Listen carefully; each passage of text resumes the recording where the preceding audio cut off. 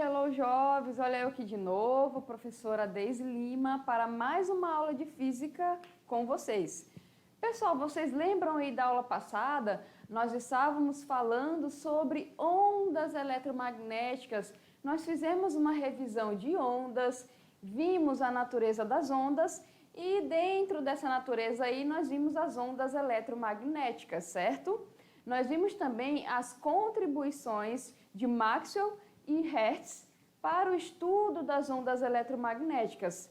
E nós fizemos lá uma definição, vimos que as ondas eletromagnéticas elas são transversais e elas são a combinação de campos elétricos e campos magnéticos variáveis, certo? Aí nós também resolvemos aí alguns exercícios utilizando duas relações, que é a equação fundamental da onda, que é o comprimento de onda vezes a frequência, e também nós fizemos o que? A velocidade relacionada ao campo elétrico e ao campo magnético variável. Pessoal, e hoje nós vamos discutir alguns tipos de ondas eletromagnéticas e suas aplicações. E vocês vão ver que elas estão bem presentes aí no nosso cotidiano. Vamos começar? Olha só.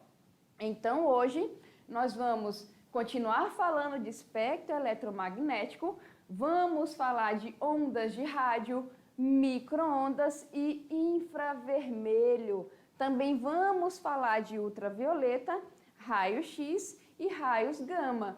E esses aqui, pessoal, são alguns exemplos de ondas eletromagnéticas que estão lá no espectro eletromagnético, ok? E a partir dessa aula aqui, nós também temos como habilidades reconhecer as ondas eletromagnéticas como um veículo eficiente na transmissão de informações e na análise de estruturas materiais mediante sua interação com a matéria, ok? E galerinha, nós vamos começar falando sobre o espectro eletromagnético. Bom, desde a elaboração das leis de Maxwell, por James C. Maxwell, até os dias atuais, têm ocorrido grandes evoluções no ramo de estudo das ondas eletromagnéticas. Hoje, se tem conhecimento de vários tipos de ondas eletromagnéticas, mas todas elas pertencem à mesma natureza, ou seja, são constituídas de campos elétricos e campos magnéticos, ok? Então aqui vamos definir, olha só, todas as ondas eletromagnéticas que foram colocadas lá no nosso primeiro slide têm a mesma natureza, jovens, que são a combinação de campos elétricos e campos magnéticos, ok? Como nós podemos aí fazer uma definição do espectro eletromagnético para que nós possamos entender melhor isso daqui? Olha só, se liga nesse slide aqui. O espectro eletromagnético é um arranjo obtido quando os vários tipos de ondas eletromagnéticas ordenadas, levando-se em conta sua frequência e o seu comprimento de onda.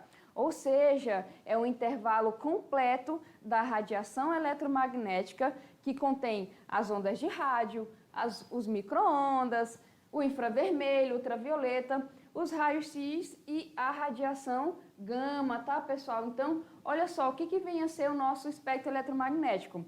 A gente pode definir como um arranjo, como eu li para vocês, e lá naquele espectro, eu até falei também em aulas passadas que vocês poderiam dar uma pesquisada e deixei um vídeo para vocês assistirem a respeito do espectro eletromagnético. Lá tem todas as ondas eletromagnéticas e elas estão ordenadas por comprimento de onda, que é o tamanho da onda, e também pela frequência de oscilação dessa onda, ok? Então lá nós temos desde a parte da radiação visível, temos a parte da radiação ionizante, que é prejudicial ao ser humano, e a parte da radiação não ionizante. Então vamos continuar vendo lá a nossa leitura, pessoal. Olha só. Então, ali no nosso slide, nós podemos também falar que, de forma geral, os vários tipos de ondas eletromagnéticas diferem quanto ao comprimento de onda, como foi falado, e, de fato, esse modifica o valor da frequência e também da forma com que elas são produzidas e captadas. ou seja, de qual fonte elas originam e quais instrumentos são utilizados para que se possa captá-las, ok, pessoal? E por que isso aqui acontece? Vamos lembrar da nossa relação. A velocidade de propagação da onda é o seu comprimento de onda vezes a frequência, ok? Lembrando que todas elas possuem aí a mesma velocidade, ou seja, 3 vezes 10 a 8 metros por segundo, e podem ser originadas a partir da aceleração de cargas elétricas, pessoal, como nós falamos aí, né? Oscilação de carga elétrica, ok? Para geração aí do campo magnético variável e assim por diante.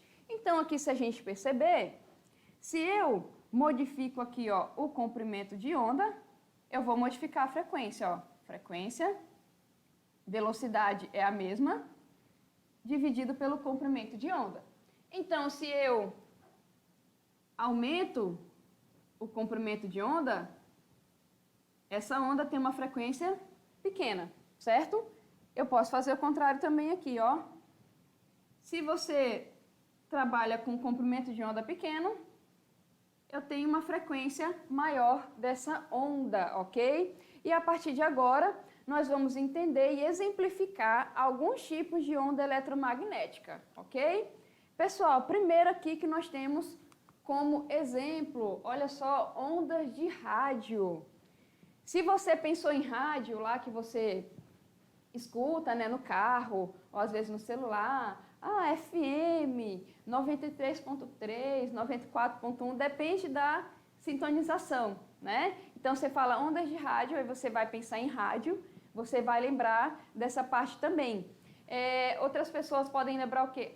De radiofrequência, que é um tipo aí de tratamento, né? Então vamos ver o que são essas ondas de rádio, pessoal. Vamos lá, olha só. Então as ondas de rádio são usadas não apenas em transmissões radiofônicas ou em telegrafia sem fio, mas também em transmissões telefônicas, televisão, radar e etc. Aquelas com frequência entre 10 kHz e 10 MHz são bem refletidas nas camadas superiores da atmosfera terrestre, que é o que? A ionosfera, tá, pessoal? Podendo assim ser captadas a distâncias consideráveis da estação transmissora. Então, as ondas de rádio, elas são utilizadas aí quando a gente precisa transmitir dados a longa distância, ok? E quando elas estão aqui, ó, nessa faixa de frequência, tá bom? Mas aquelas com frequência acima de 100 MHz são absorvidas pela ionosfera e devido à curvatura da Terra, para que sejam captadas a grandes distâncias da estação transmissora, requerem o uso de estações repetidoras ou de satélites, né? Então aqui a gente vê a condição. Se eu tenho aqui, ó, de 10 kHz a 10 MHz, né? Então eu vou ter aqui a reflexão dessas ondas nessa camada aqui terrestre e assim elas podem alcançar distâncias bem consideradas, tá, pessoal? Mas quando tem essa frequência aqui bem alta, elas são absorvidas pela camada. Então, para frequências de onda de rádio acima de 100, a gente precisa de uma estação repetidora para ficar aí repetindo. E aqui tem um exemplo, tá? Aqui está a antena e aqui estão as ondas, tá bom, pessoal? E nesse próximo slide aqui, nós temos um desenho falando aí das propagações das ondas de rádio e também do micro-ondas foi colocado aqui, tá? Só para vocês terem a ideia aqui. Nós temos aqui os 3 modos de propagação.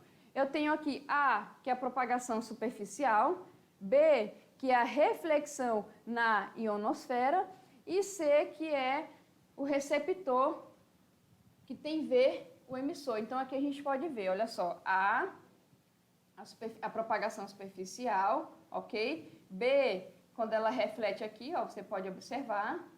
E tem a parte C, ó, quando ela é absorvida e a gente precisa, ok, de outras coisinhas para poder fazer com que isso chegue mais longe, tá bom, pessoal? Jovens, olha só, no Brasil, a destinação e a atribuição das faixas de frequência são regulamentadas pela Agência Nacional de Telecomunicações, a Anatel, tá? Então não pode se utilizar aí ondas de rádio com qualquer tipo de frequência. São muitos aparelhos, né, que utilizam aí ondas de rádio, dedicadas às tecnologias wireless, que são as tecnologias sem fio, pessoal, e usadas, por exemplo, em aviões, controles remotos de garagens, sistemas de alarme, telefone sem fio, babás eletrônicas e brinquedos com controle remoto. Então, vejam só a faixa aí de aplicação desse tipo de onda, ok? E aqui, como eu falei, quem regulamenta as frequências desse tipo de onda é a Anatel, ok? Aqui no próximo slide a gente tem alguns exemplos.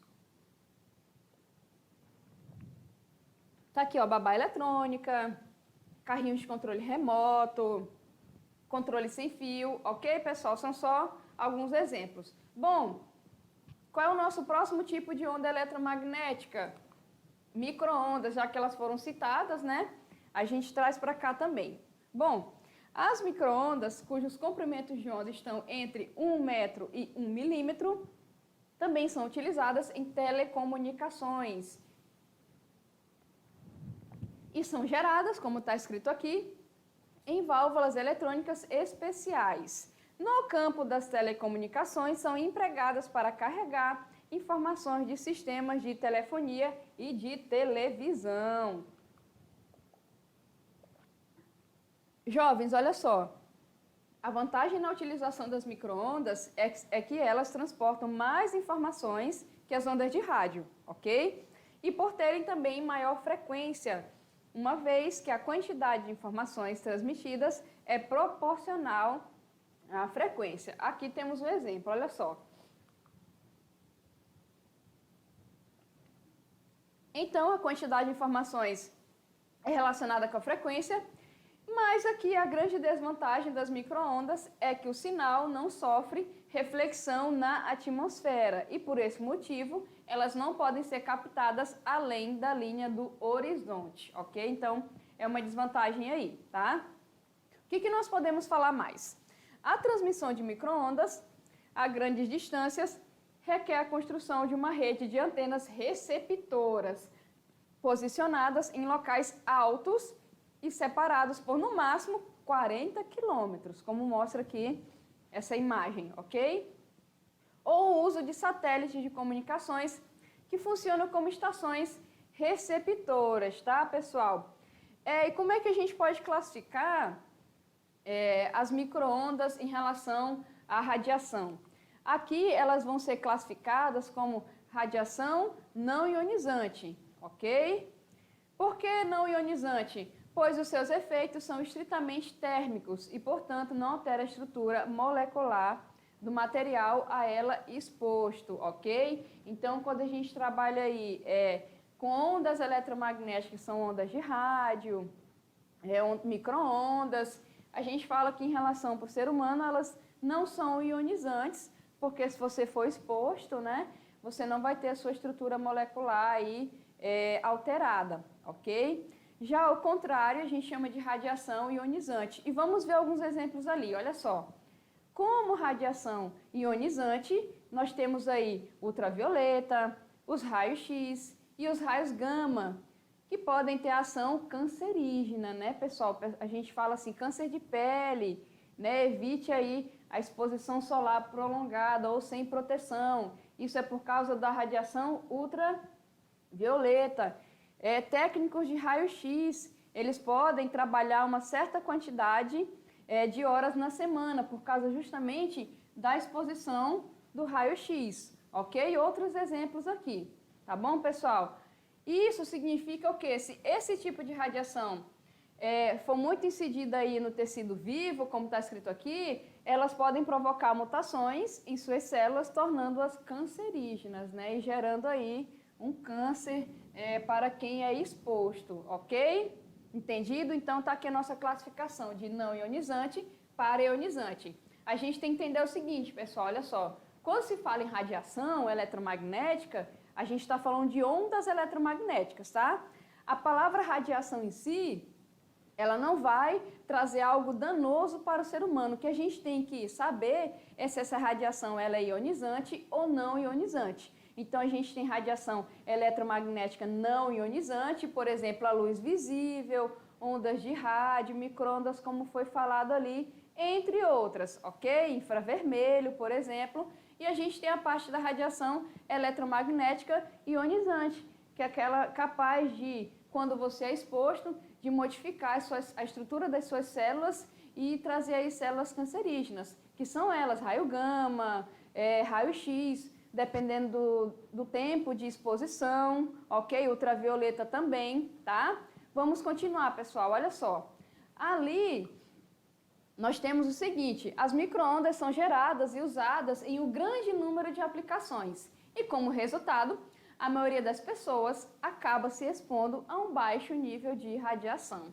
Assim como para outras novas tecnologias e materiais, é difícil determinar os efeitos biológicos em longo prazo desses baixos níveis de radiação sobre as pessoas, né? Já que são baixos níveis, fica complicado aí fazer essa investigação do efeito, tá bom? Pessoal, olha só, pesquisas recentes levantaram a suposição, ainda não confirmada, de que a radiação em telefone celular pode alterar o metabolismo das células humanas, desencadeando câncer e provocar dores de cabeça devido ao aquecimento dos tecidos, tá? Isso aqui foram algumas pesquisas aí que fizeram em relação ao aparelho celular, ok?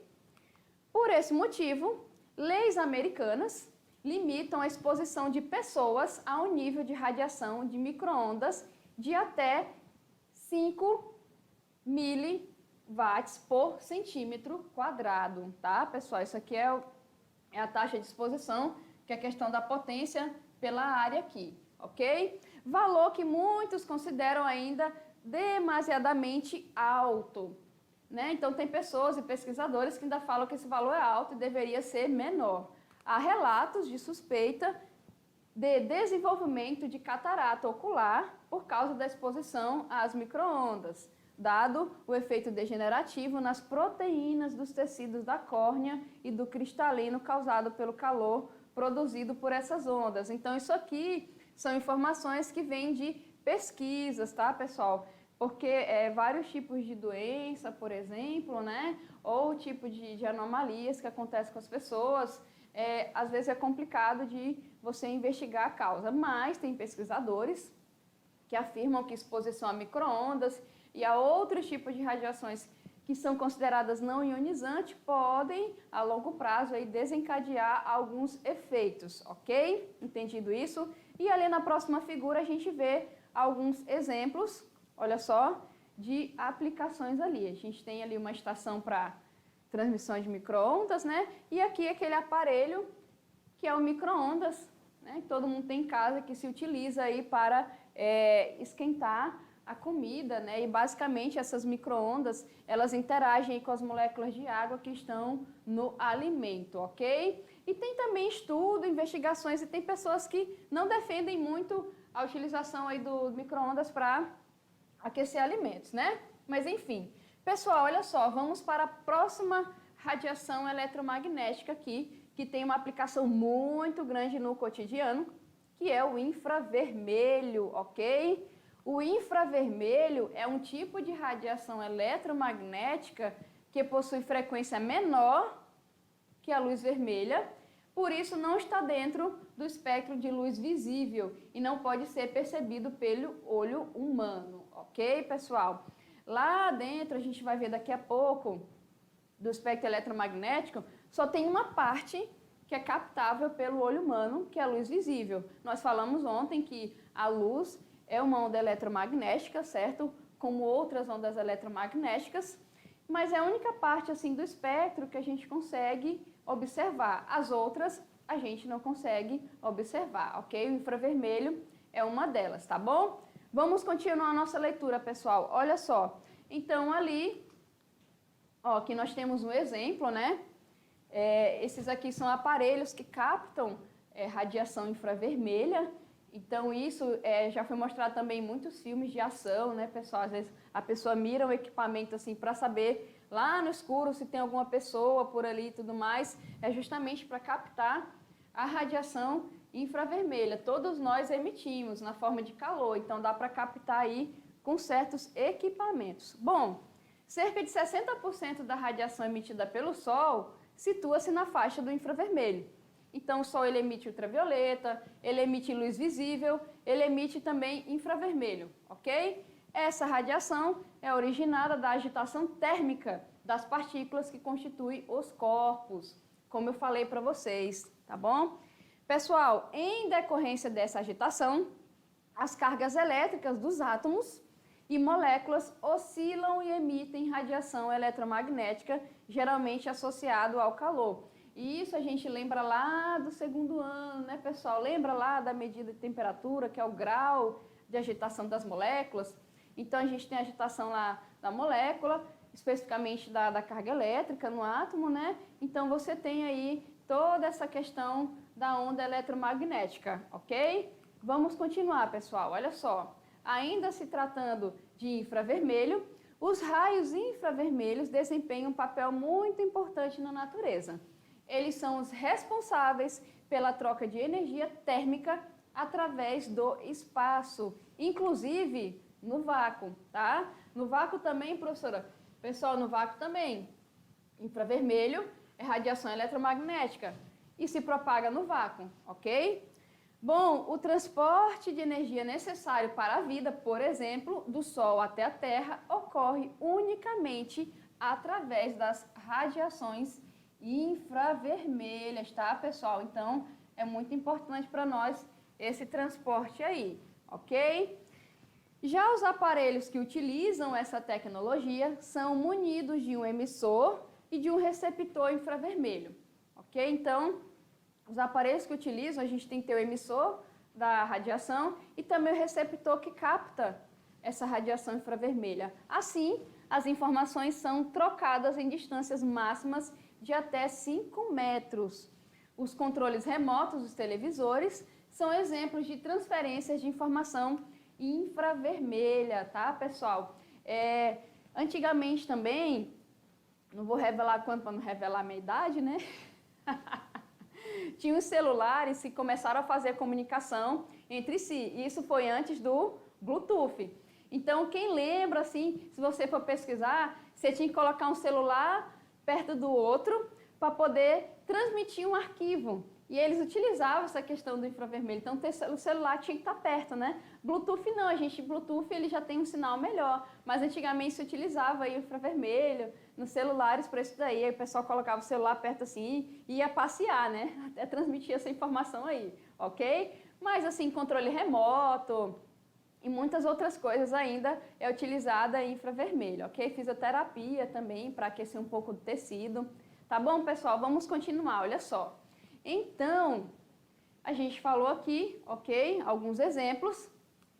E também nós temos aqui o baixo custo dos componentes de transmissão, pode ser adotado como uma vantagem do uso dessa tecnologia. Então, a gente utiliza infravermelho também, em alguns casos aí, por causa do custo dos equipamentos, tá?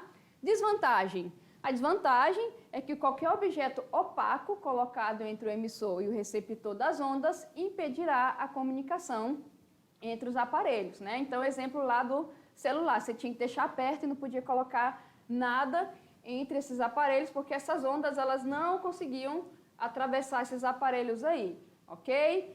Outras coisas também, pessoal, que nós podemos utilizar, a radiação infravermelha. Olha só, ela pode ser usada para detectar a temperatura de objetos distantes e por esse motivo tem muitas aplicações na astronomia. Já no campo militar, mísseis podem ser propagados para seguir determinada fonte de calor, como as turbinas de um avião inimigo, por exemplo. Ok? Já em laboratórios, a espectroscopia, né, pessoal? Aqui, ó, o infravermelho é um importante método para a identificação de substâncias químicas. Pessoal, e também nós temos aí outras aplicações, ok? Lá no reino animal, tem animais que são basicamente cegos e utilizam calor de outros animais para poder caçar, tá bom? Também nós temos aqui, ó, fotografias obtidas com infravermelho, que são as fotografias térmicas, revelam informações que são detectadas com a luz visível. Um de seus usos, a termografia médica, permite identificar condições patológicas invisíveis a olho nu ou que não podem ser detectadas por raio-x. Aí se utiliza aí a parte do infravermelho, ok? Bom, pessoal, o uso desse método tem se revelado grande auxílio no diagnóstico de doenças inflamatórias, como artrite, distensões musculares, que provocam aumento de temperatura dos tecidos, né? Então, qualquer inflamação no tecido provoca o aumento da temperatura. Utilizando essa tecnologia com infravermelho, você pode captar. Olha só esses desenhos aqui, ok? Então, aqui, ó, dá para detectar, nesse caso aqui, quais são as áreas com maior temperatura dentro da casa. Então, dá para detectar se tem uma pessoa ou se tem algum objeto. Aqui também, ó, a gente pode detectar no corpo humano quais são as áreas de maior temperatura. E também nessa imagem aqui, né, pessoal, de gases. De gases também dá para detectar, ok? E aqui nós temos, olha só, outras aplicações. Um controle de TV, aqui como vocês podem observar, de videogame, para quem gosta de jogar, ok? Agora nós vamos para aquela radiação que o olho humano consegue perceber, que é a luz visível, pessoal. A luz visível possui uma faixa estreita de frequência, eu até falei isso na aula ontem para vocês, que se estende de aproximadamente de 4,5 vezes 10 a 14 Hz, lá no vermelho, a 7,5 vezes 10 a 14 Hz no violeta, capaz de sensibilizar a visão. E aqui, olha só, nós temos um desenho que mostra, dentro aí das ondas eletromagnéticas que nós estávamos falando, começamos aqui, ó, rádio, micro-ondas, infravermelho, luz visível, que é a parte que o olho humano consegue aí perceber, ok? E tudo que está em preto aqui não é visível ao olho humano. É por isso que só essa parte aqui é chamada de espectro visível, tá, pessoal? Então aqui vocês podem ter uma noção do que a gente vai falar daqui a pouco, né? A gente começou por aqui, daqui a pouco vai vir aí o ultravioleta. Aqui só para a gente ter uma ideia, no espectro eletromagnético, como eu falei ontem, se você olhar para esse sentido, a frequência dessas ondas aqui, elas são maiores. A gente fala que é a radiação ionizante, são radiações com frequência alta e comprimento de onda pequeno, ok? Para esse lado aqui, o comprimento de onda é grande. Se o comprimento de onda é grande, a frequência é pequena. É a radiação não ionizante, ok? E aqui também, olha só, como eu falei para vocês, deixa eu voltar aqui. Não, aqui dá para ver nessa imagem. Até aqui, a gente utilizou aí e fez o estudo da radiação não ionizante, como eu falei para vocês. Agora vamos dar uma estudada, pessoal, na radiação ionizante. Olha só, está identificada aqui radiação ionizante, ok? E vamos ver a partir de agora. E vamos começar aqui, ó, pelo ultravioleta. Aqui vocês podem ver, ó, o comprimento de onda diminuindo. Começando aqui pelo ultravioleta, é uma radiação ionizante que tem comprimento de onda menor que o da luz visível, ou seja, frequência maior também, e o Sol emite grande quantidade de radiação ultravioleta, cuja maior parte é absorvida na atmosfera superior pela camada de ozônio que envolve a Terra, tá, pessoal? E aqui nós temos uma outra imagem, olha só, as frequências dessa radiação são superiores da região do olho humano, como eu falei para vocês, da parte do visível, e essas radiações são emitidas pelos átomos quando energizados, como em lâminas de vapor de mercúrio, por exemplo, ok? Se a gente for trabalhar aqui para produzir essa radiação, tá? Que não seja lá vinda do Sol, acompanhando a emissão de luz também. Então aqui ó, você pode observar nessa figura que além da emissão do ultravioleta, quando a gente produz aqui nessa lâmina de mercúrio, a gente também tem a parte visível, que dá para ver aqui, né, de uma corzinha, tá bom? E aqui, por não serem visíveis, os raios ultravioletas podem causar sérios danos à visão humana, né? Então, por isso que é importante, além do protetor solar, né, para a pele, utilizar esse óculos escuro aí na exposição, tá, pessoal? E aqui, nesse próximo slide, nós temos um exemplozinho do que eu falei para vocês, dessa lâmpada de mercúrio aqui, ok? Então, ela parece uma lâmpada incandescente normal, mas a maneira de como ela é feita aqui é para emitir a radiação ultravioleta. Então, tem que ter cuidado aí com o uso dessa lâmpada, tá bom? Olha só, em relação a esse tipo de lâmpada, ela era usada em máquinas, mas essas máquinas aqui, elas foram proibidas em 2009 por resolução da Anvisa, tá? Então, a Anvisa, que é um controle, a gente sabe que ela controla em questão de qualidade de todos os produtos, ela foi proibida em 2009 pelo fato de aumentar o risco de câncer de pele, o mais comum do Brasil, né, pessoal? Então, as pessoas que ficam expostas à ultravioleta, tinha um tempo que aquele tipo de máquina que foi mostrado ali, o pessoal utilizava muito para bronzeamento artificial, né? Então, ficava exposto à ultravioleta ali dentro da máquina por um intervalo de tempo grande, e isso era perigoso, e foi justamente proibido por conta disso. Você absorvia muita dessa radiação, e isso poderia gerar aí câncer de pele, ok? Então, elas foram proibidas e com razão, né, pessoal? Agora, nós vamos para a próxima radiação, que ela também é ionizante, que são os raios-x, tá bom? Então, vamos fazer a definição lá do raio-x, pessoal, se liga só. Tá ali o raio-x, ele foi descoberto pelo alemão Röntgen, como está escrito aqui, ok? E tem comprimentos de onda entre 10 a menos 8 metros e 10 a menos 12 metros, né? Então, são bem pequenininhas aí, ok? E aqui são produzidos em tubos de vácuo e tal processo consiste em colidir um feixe de elétrons contra um alvo metálico. Isso aqui lá naquela nossa aula introdutória de mecânica quântica foi mostrado isso daqui também, tá, pessoal? Então, um dos efeitos aqui é o raio-x. Nesse caso aqui, isso provocará uma rápida desaceleração desses elétrons, tá? Então, aqui vocês podem ver uma aplicação do raio-x e possivelmente isso aqui é um pé de uma pessoa, né, pessoal, para poder identificar aí. Então, quando você usa raio-x, você consegue observar a estrutura óssea, né?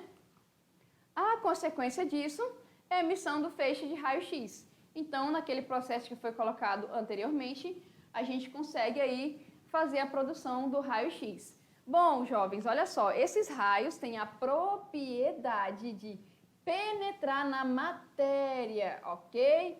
Enquanto micro-ondas, ondas de rádio, deixa eu ver outra aqui, infravermelho, elas não têm aí a propriedade de penetrar a matéria, é por isso que eu não posso pegar, por exemplo, olha só, tem um controle aqui na minha mão, é um passador de slide, a gente está utilizando um tipo de onda eletromagnética aqui, então tenho aqui na minha mão e tem um captador, né, que é o receptor lá no computador. Eu apertei aqui, passou, certo? Agora, se eu for para o outro lado da porta da sala de aula, eu vou conseguir, pessoal, passar? Não, essa onda, ela não penetra meio material, mas o raio-x, que são as ondas ionizantes, a partir dali, penetra, ok? Então, ultravioleta consegue penetrar a pele. Raio-x também consegue penetrar a pele, ok? É por isso que se utiliza aí na medicina para fazer alguns tipos de diagnóstico de imagem.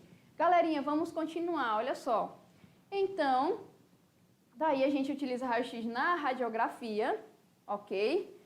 O paciente que faz radiografia fica sujeito a um feixe de raio-x. Então, quem faz radiografia, né, você está lá, o pessoal olha para cá, te posiciona, você está sujeito aí a esse feixe de raio-x, tá, pessoal? A carne da pessoa, a pele, os tecidos moles, é transparente essa radiação, mas os ossos não, de modo que eles absorvem esse feixe, ok? Então, ali você vê o seguinte, olha só, você está ali paradinho, vai fazer um raio-x da coluna, por exemplo, virou aqui ou ficou de frente, tá ali a máquina, jogou o feixe raio-x, a parte do tecido mole, ele é transparente e o osso absorve, então você está exposto, você está absorvendo.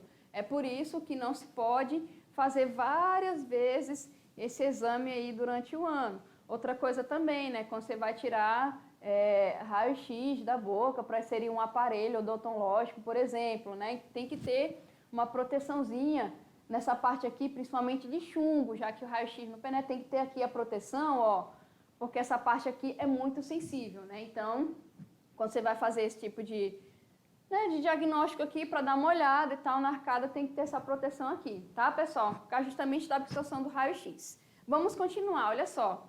Então, ali, nós temos também que a parcela da radiação que passa pelo corpo sensibiliza uma chapa fotográfica.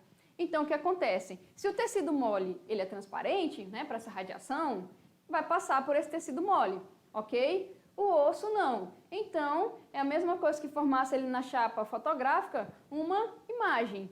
Então, a chapa ela vai ficar entre o paciente e a fonte de raio-x e vai escurecer, né, dessa forma aí, enquanto a parcela refletida nos ossos não, deixando a chapa mais clara. E aí você tem o conhecido exame de raio-x, né, ou o pessoal gosta de falar, vou bater um raio-x ali.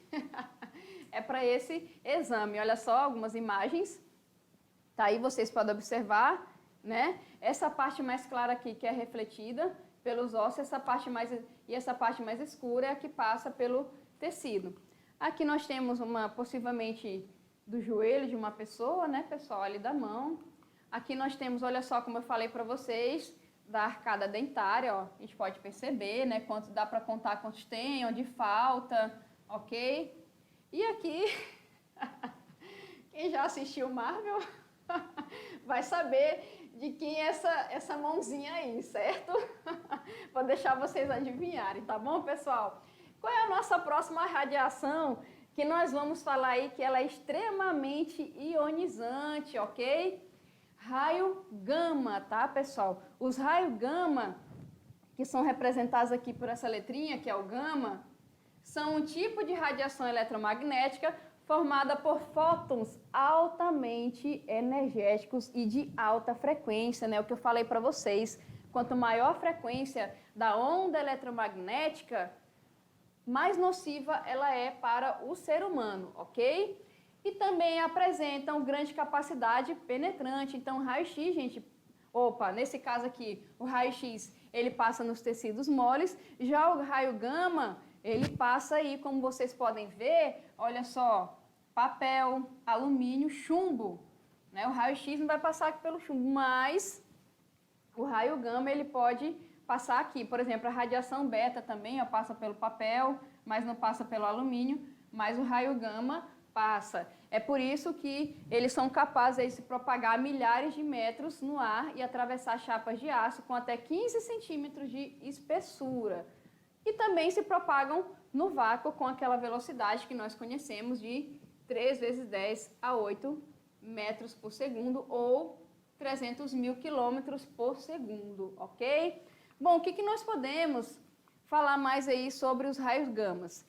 Eles são produzidos por decaimento radioativo de núcleos atômicos e foram descobertos aí pelo físico e químico Paul Villard, tá, pessoal, em 1900, durante seus experimentos sobre a emissão radioativa do elemento químico rádio, ok?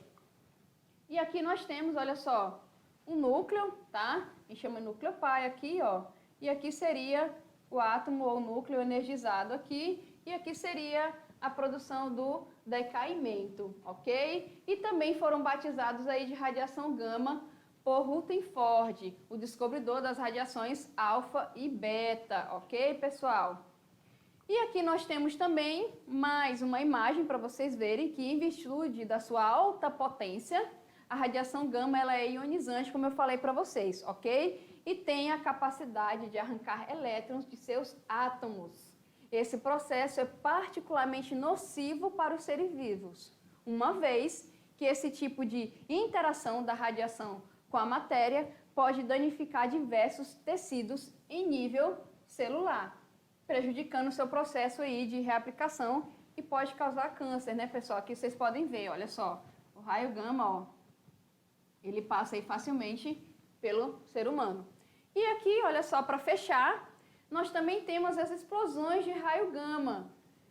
que são eventos cósmicos, energéticos e luminosos de todo o universo, ficando atrás somente aí, pessoal, do Big Bang, ok? Uma explosão de raios gama pode liberar em 10 segundos, mais energia que o Sol em toda a sua vida. É muita energia, tá, pessoal? Cerca de 10 bilhões de anos. E aqui nós temos uma imagem dessa explosão cósmica de raio gama, e quem tiver interesse também, fica à vontade, tá, pessoal? Pesquisa aí sobre essas explosões, ok? Então, nós falamos sobre as ondas eletromagnéticas ionizantes e não ionizantes. E na próxima aula tem revisão de conteúdo e também tem resolução de exercícios para vocês, tá? Tchau, tchau, até mais!